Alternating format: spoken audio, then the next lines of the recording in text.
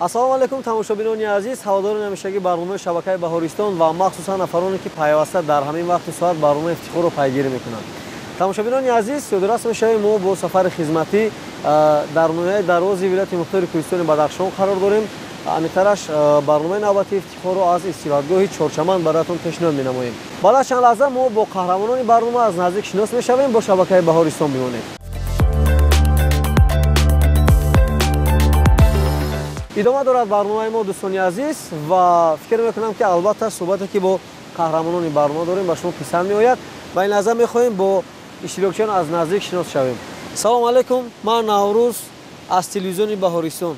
салом, дуруди худамро ба тамоми бинандагони телевизиони Баҳористон мерасонам. Ман Фахриддини Угмиддин, хонандаи синфи 8-уми муассисаи таҳсилоти миёнаи умумии рақами 3 ноҳияи Дарвози вилояти мухтори Кӯҳистони Бадахшон мебошам. Ман Садрамонзода Дилноза, хонандаи синфи 10-уми муассисаи таҳсилоти миёнаи умумии рақами 3 ноҳияи Дарвози вилояти мухтори Кӯҳистони Бадахшон мебошам. Улвияи Раҳмонхуҷа ҳастам, хонандаи синфи 10-и муассисаи таҳсилоти миёнаи умумии рақами 21. тамошобинони азиз, ёдрас мешавем аз сабаби он ки барномаи мо дар яке аз манзараҳои зебои ноҳияи Дарвоз дар истироҳатгоҳи Чорчаманд сабт шуд. Аз ин сабаб садои дарё низ кам-кам ба гӯш мерасад ва фикр мекунам ки албатта барои шумо роҳатбахш аст. Мо фаҳмидем ки шумо дар олимпиадаҳо аз фанни география иштирок намудед, дуруст аст? Хуб, сараввал мехоҳам дар мавриди интихобатон ҳарф бизанем. барои чӣ махсус фанни географияро интихоб кардед шумо? чунки ин фанро ба тамоми дастовардҳои олимону тадқиқотчиён ки дар ин фан ҳамчун саҳми худро арзанда гузоштанд шинос менамояд ва ман низ аз ҳамин сабаб ҳамин фанни географияро интихоб намудам ки мехоҳам ки дар оянда аз ҳамин фанни география дар сатҳи ҷумҳурӣ сазоварҳои медалҳои ифтихорӣ гардад. бале, саломат бошед. шумо дар чанде аз олимпиадаҳо махсусан аз фанни география аллакай иштирок кардед ва сазовару дастовардҳо гаштед. аввалин маротиба дар кадом олимпиада иштирок кардед? ман аввалин маротиба дар синфи 6-ям аз олимпиадаи география иштирок намудам ва дар сатҳи вилоятӣ сазовари медали биринҷӣ гаштам. яъне аввалин маротиба шумо дар синфи 6-ятон иштирок кардед? бале. ҷои чандумро гирифтед? ман ҷои сеюм. ҷои сеюмро гирифтед. яъне аз мақоми гирифтаатон шумо қаноатманд ҳастед аз ҷои сеюм? бале, қаноатмандам.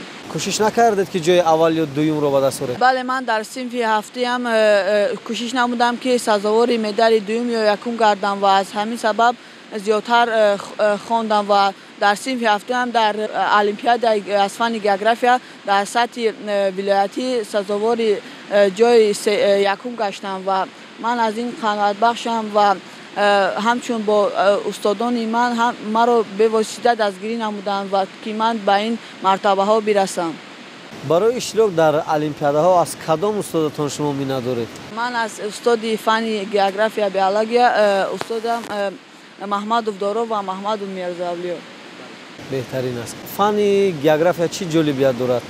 ягон маълумотҳои ҷолибро метавонед барои мо ва тамошобинон пешниҳод кунед? фанни география ин моро ошно месозад ба тамоми ҳамун дастовардҳое ки дар таърихи инсоният ба даст оварда шуданд ва тамоми кашфиёти бузурги географӣ дар бораи қидао олам материкҳо дар бораи сайёраи замин сайёраҳо дигар сайёраҳо моро дигар шинос менамояд. беҳтарин.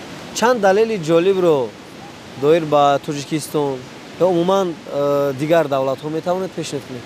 бале. марамат. тоҷикистон ин сарзамини кӯҳсор мебошад ки 93% тоҷикистонро кӯҳҳо ташкил дода танҳо 7% тоҷикистонро ҳамворӣ ташкил медиҳад. тоҷикистон сарзамини кӯҳсор аст ки дар аз ҳама кӯҳи баландтарини ҷумҳурии Тоҷикистон кӯҳи Исмоили Сомонӣ воқеъ аст ки кӯҳи Исмоили Сомонӣ дар Помири ғарбӣ воқеъ шудааст. баландии он 7495 метр аз сатҳи бар доман пӯшидааст. ман номи чанд давлатро номбар кунам, шумо пойтахти онҳоро гуфта метавонед? Иёлоти Муттаҳидаи Амрико, Вашингтон, Бразилия, Бразилия, Португалия, Лисбон, Тайван. хоб Узбекистон, Ташкент, Ҳиндустон, Деҳлӣ, Арабистони Саудӣ, Ар-Риёд. саломат бошед. беҳтарин. албатта мо бо шумо баъд аз чанд лаҳза боз ҳамсуҳбат мешавем. тамошобинони азиз, ин лаҳза мехоҳем суҳбатро бо Дилноза идома бидиҳем ва ёдрас мешавем Дилноза аз олимпиадаҳо аз фани забони русӣ бештар иштирок намудааст ва тавонистааст ки муваффақ шавад. Мехоҳам ба самъатон бирасонам ки иштирокчиёни барномаи имрӯзаи мо аъзои хурди Академияи илмҳои Ҷумҳурии Тоҷикистон ҳастанд ки чӣ гуна ба даст овардан ва чӣ гуна тавонистанд аъзо шаванд. Мо ба чанд лаҳза доир ба ин ҳам бо онҳо ҳам суҳбат хоҳем шуд ва алҳол мехоҳем ки доир ба иштироки Дилноза дар олимпиада аз фани забони русӣ ҳарф бизанем. Шумо аз чанд солагӣ ба фани забони русӣ таваҷҷӯҳ доштед ва чаро маҳз забони русиро интихоб кардед? ман аз хурдсолӣ ба ҳамин забони русӣ вақте ки ҳангоме ки ба ҳамин оинаи нилгун тамошо мекардам шавқу рағбат доштам ва вақте ки ба ҳамин синфи якум рафтам дар мактаб чун аз аввал ҳамин талабагонро ҳамин хонандагонро бо расмҳо забони русиро меомӯзонанд ва баъд боз вақте ки аз синфи 4 аз ибтидоӣ мегузаранд хай боз бо ҳамин бо худ диалогҳо месозанд, гуфтугӯ мекунанд ва аз ҳамин сабаб мо ба ҳамин забони русӣ шавқу рағбат бахшидам. боз ҳамин як шавқи дигари ман ин бо кӯдакони хурдсол бо забони русӣ ҳамин гап задан, бо ҳамин мардуме ки забони русиро намедонанд боз ба онҳо забони русиро омӯзондан, барои ҳамин ман ба ҳамин забони русӣ шавқу рағбат дастам. Ташаккур барои шумо. Тамошобинони азиз, Дилноза соли ҷорӣ аз фани забони русӣ дар олимпиадаи сатҳи вилоятӣ иштирок намуд ва дар даври ноҳиявӣ мақоми аввалро ба даст овард, аммо дар даври вилоятӣ натавонист ки сазовори мақом гардад, аммо мақоми ифтихориро ба даст овард. Ва ин лаҳза мехоҳем доир ба иштирокатон ҳарф бизанем. Тайёрӣ ба фикрам ки камтар буд, шояд натавонистед соҳиби ҷой гардед, не? Марамат. чун дар он ки ман дар ҳамин олимпиадаи вилоятӣ ҷои ифтихорӣ гирифтам, ман аз он роҳ афтода нестам, чун дар он ҷо рақибони ман шояд аз назар ба ман боз ҳамин тиёрӣ дидан ба ин олимпиада шояд пештар буд. аз ҳамин сабаб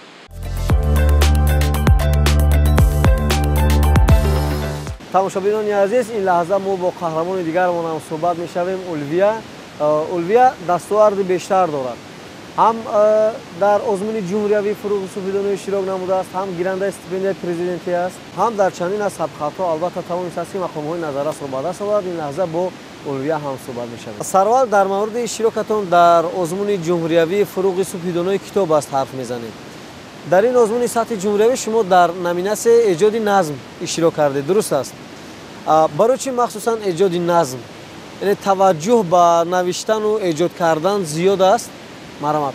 طول 3 سال است که در آزمون فروغ صبح دانایی کتاب از اشتراک می نمایم و در آزمون از روی نامیناسیای پنجم یعنی ایجاد نظم اشتراک می ورزم و از سال اول تا حاضر همراه استادم کوشش و تیاری دیده ایستادم و این سال به من میسر گردید که در سطح جمهوریوی اشتراک نموده سزاوار جای افتخاری گردم و این سال نیز من با استادم تیاری دیده ایستادم تا باز به دوره جمهوریوی را خط یافته هم نامی در ناحیه‌مان و هم نامی ولایتمان را بلند بردارم و من از سن خردسالی به ایجاد نظم شوق و رغبت داشتم و با برپا شدن آزمون فروغ صبح دانایی کتاب است. البته شوق و رغبت ما خوانندگان و اشتراکچیان آزمون، خصوصا من که در نامیناسیای پنجم یعنی ایجاد نظم اشتراک ورزیدم، زیادتر شد و همراه استادم کار کردیم و شعر ایجاد نمودیم و با یاری استادم پیر محمد آرزو تا به دوری جمهوریوی رسیدیم. از دیگر نامیناسی‌ها با کدامش توجه دارید؟ یعنی برای شما جالب‌تر است، شوق‌آورتر است؟ من بغیر از نامیناسیای پنجم ایجاد نظم، من باز در سال اول یعنی در صنف هفتمم در نامیناسیای یکم یعنی ایجاد در نامیناسیای یکم ادبیات کلاسیک اشتراک نمودم، اما متاسفانه سزاوار جای نگشتم. اما با بهانه همین آزمون من 24 تری از همان اثرها را مطالعه نمودم و با شاعران و نویسندگان و ادیبان کلاسیک یعنی که شناسایی پیدا نمودم. اما از این رو افتاده نیستم و در سال دوم و سوم من در ایجاد نظم اشتراک نموده خوشبختانه تا سطح نهایی آزمون رسیدم. نفرانی که از روی نامیناسیای نظم و نثر اشتراک میکنن، یعنی بیشتر باید ایجاد کنن. بیشتر باید ایجاد کنن، آموزن و یک نویگری به عمل بیارن. شما از ایجادیاتتون میتونید چیزی به تماشاگران پیشنهاد کنید؟ بله. شعرم درباره تاجیکستان وطنم. من نورسی خوشبختم زیرا که وطن دارم، در عرصه گیر و دار تاریخی کهن دارم، در انجمن یاران با مهر ز قلب و جان، در وصف دیار خود آزاده سخن دارم. فخر بکنم امروز از نعمت ارزانش، هر جانیگری ای دوست صد باغ و چمن دارم. امروز زمین برها در آزمون و دفترها من دختری دروازی آزاد سخن دارم. امروز وطن دارم از شادی فرح بارم، از وحدت و استقلال صد شعر و سخن دارم. آزادی دیاری ما خوش نعمتی به همتاست، شکرانه این و آن خوشبخت وطن دارم. وقتی که شما شعرهایتون را میخوندید حیات یکمان گوش میکردن چی پیشنهاد بود چی کمبودی ها بود؟ زیادتر یعنی من باید لغت از یاد نمایم و از ایجادیات حافظ، سعدی و دیگر شاعران برجسته از یاد نمایم تا که ملکه ذهنی من زیادتر شود و یعنی که نویگری ها را در همین ساحه ایجادم به دست آورم. شما بیشتر در کدام موضوع ها شعر ایجاد نمودید؟ همین آزمون فروغ صبح دانایی که البته با نظامنامه است، همین نامیناسیای ما از روی نظامنامه ما باید رباعی، دو بیتی، مخمس، مسدس، ترکیباً، ترجیباً و دیگر نوع‌های شعری خصوصاً شعرهای وطن دوستانه را یعنی که ایجاد نمایم در دایره به همین یعنی در چارچوبه همین نظامنامه من ایجاد نمودم و زیادتر شعرهایم رو در وقت صفی تاجیکستانی عزیز، پیشوای ملت، مادر و شعرهای در یعنی که دیگر نوع‌های شعر را ایجاد نمودم. من میدونم که مادر برای هر یک ما عزیز است، تماشابینان عزیز و این نظر فرصت بسیار مناسب است که درباره مادران یک شعر بشنویم و صحبت رو در برنامه افتخار ادامه میدیم. یادرس میشویم این ادامه برنامه افتخار است و ما با سفر خدمتی به ناحیه دراز ولایت مختار کوهستان بدخشان سفر نمودیم و صحبت خود رو از استراحتگاه چهارچمن براتون پیشنهاد نموده ایستادیم. دوستان عزیز، من فکر میکنم که تکرارم شود صدای دریا به گوش شما رسیده ایستاده است و در این باغ که بسیار یک فضای آباد، یک فضای آرام و مساعد است برای صحبت و همیگونه یک دریای بسیار مصفا هم هست که تماشا کردن اونم یک راحت میبخشد به شخص. مرحمت. ایا مادر امیدی زندگانی، نباشد عشق من عشقی زبانی. زیر قلب است و نهانی، چو دریای روان است و جهانی. اگرچه نیست من جاویدانی، زی اوصافت بود نظمم نشانی. تماشابینان عزیز، هر نفر نمیتواند که گیرنده استیپендیای پرزیدنتی باشد. برای این دستاورد رو به دست آوردن یعنی دانش بسیار خوب در کار است و رقابت سالم میان دیگر خوانندگان. اما اولویه توانست که با دانش خود اثبات کند که او واقعا هم میتواند گیرنده استیپендیای پرزیدنتی باشد. اطراف همین دستاوردی اولویه حرف میزنیم. چگونه توانستید که گیرنده استیپендیای پرزیدنتی شوید شما؟ مرحمت. اولا این استیپندیای پرزیدنتی که برای خوانندگان با لیاقت است و با گرفتن همین امتحان ها از فن های مختلف به من میسر گردید که گیرنده استیپندیای پرزیدنتی گردم. سال گذشته نیز من در این آزمون اشتراک نمودم اما متاسفانه نتوانستم که استیپندیای پرزیدنتی را به دست آورم.